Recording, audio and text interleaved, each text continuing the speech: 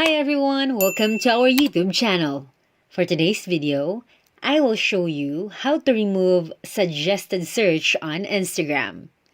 Well, the first thing that you need to do is to go to your Instagram account and then go to search bar. As you can see, as I type letter D, this account or this person is Instagram suggested account.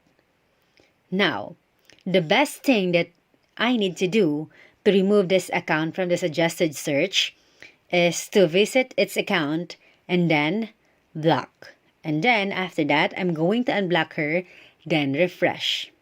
After that, try searching or typing letter D again on the search bar. And there, you'll see the result. So that is how to remove suggested search on Instagram.